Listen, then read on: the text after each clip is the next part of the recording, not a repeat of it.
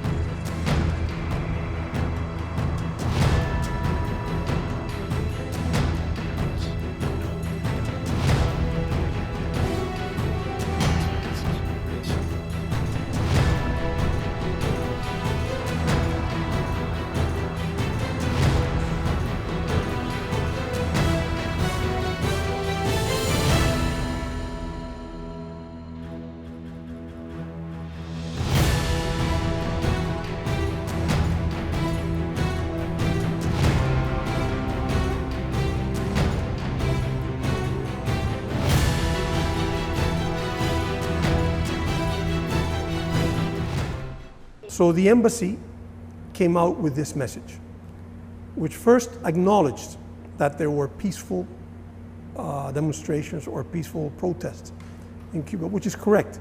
But it did not say that the aim of the United States is for those protests not to be peaceful.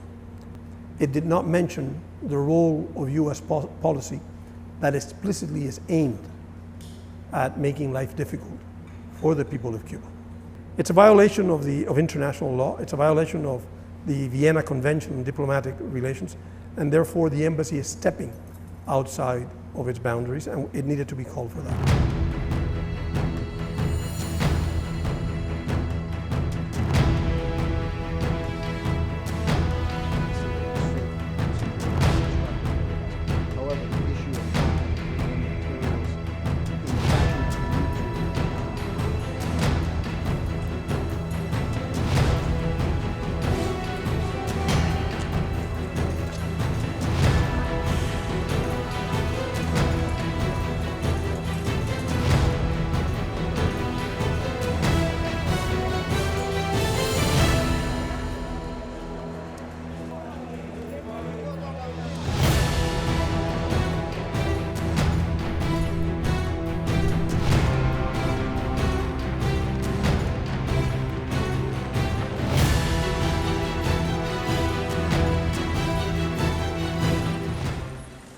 Well, let me just be quite unambiguous about this, Simon. The United States is not behind these protests in Cuba, and the accusation of that is absurd.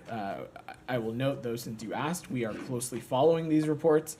Protests across several cities in Cuba yesterday called for electricity, food, and fundamental freedoms. I think what we are seeing is a reflection of the dire situation on the island. We urge the Cuban government to refrain from violence and unjust detentions, and are calling on the authorities to respect the Cuban citizens' right to peaceful assembly.